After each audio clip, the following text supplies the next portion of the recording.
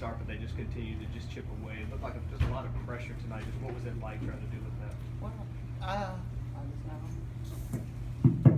okay, I know, the pressure, we knew that was going to happen. I think we made a lot of mistakes ourselves. We're going to have to go back and really adjust. And, we act like we hadn't seen the press before and some of those things. And we're just making careless mistakes. But, the real ticket and the real key to everything is they had 18 offensive rebounds. When you have 18 offensive rebounds, there's no way you're going to win. And, they kept, like you said, chipping away. And, we still, as the game went on, we still felt like we were in control. And then we just gave up offensive rebounds at the end. And then at the end of the day, you can't do that. How hard was it dealing with that 6'5" center? It's hard. I mean, you look at us and you look at our size. And, but I was very proud of Ivy. I think she fought. I think our game plan was what we needed to. We just didn't finish. We didn't.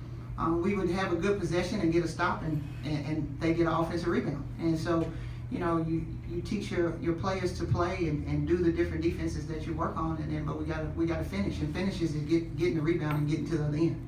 And rebounding is always talked about how it's always going to be a disadvantage almost just because of size. But just what else sort of broke it down? They had 28 points off their bench, and we only had 9. And so you go 28-9. That's a big difference. And we have people that we are dependent on to come off our bench and give us some points and do some other different things. And I think that kind of hurt us tonight. And we just got to go back, and we got to go back to work and get our kids better. And it looked like at times we didn't want to handle the ball, and when the pressure was there, as you said, and we have to correct that. What adjustments did you talk about at halftime? Because they started to really turn it on in the second quarter, and it just looked like it kept going into the second half.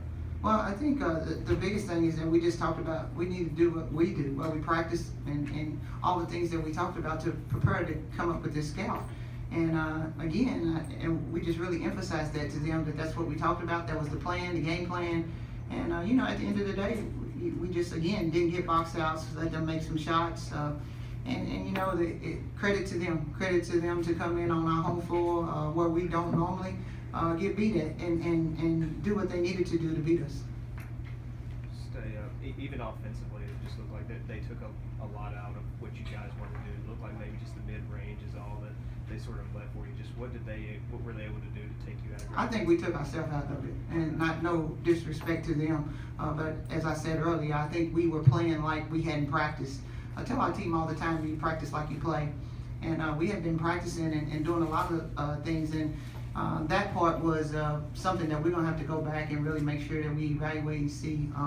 I think that they did a great job of icing our screens and jumping out, so we couldn't come off of certain ball screens, and we were trying to dribble too much in the press. We were trying to dribble too much instead of passing the ball and getting it reversed.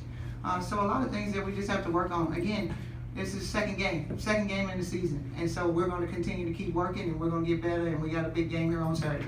Do you think it was a little bit of a hangover from a huge win against Alabama A&M, or did you? No, I think this is a new team. I think as a coach, as a coaching staff, I think we have to continue to keep learning. I mean, everybody talks about we have veterans, and we do have veterans, and they say we so deep, but those kids haven't played in these situations before. And so we're going to have to continue to keep grooming them and teaching them and getting them to learn different situations. Again, second game in the season. So what I'm going to make sure we do as a staff is we come back and correct what we need to, and then get prepared and ready for Indiana. You touched on that game. How soon do you put this game behind you and get ready for that? No, we'll do film, and we'll do the things that we do tomorrow with this group. And then after we do film and after we move on, then we move on to prepare and get ready for Indiana. And what have you seen so far from Indiana? I mean, they returned all their starters. They're big, very physical. They can shoot the lights out. They have the little guard who's really, really quick, and they have 2 other seniors and a junior that are really good too. And so they're just a very well coached team. They'll press some, and they know what they like to do. They love to get up and down the floor, and they love to go to the free throw line. So if we don't sit down and guard and work on our game plan, it's going to be another long night. UT Arlington, Indiana, too, just real different teams, I guess. Yes. Just what do you take from this one and just the challenges that you had in this one? All the things that we just talked about, Yeah. the guarding, the rebounding, putting the game plan, what we gave them before the game, and putting it on the floor, making sure we're disciplined. The way we play basketball, we don't deny, and we gave up 6 points off of denying on the wing tonight. we got to correct those things. So we have to make sure that we do the things that we do, because that's what helps us be successful.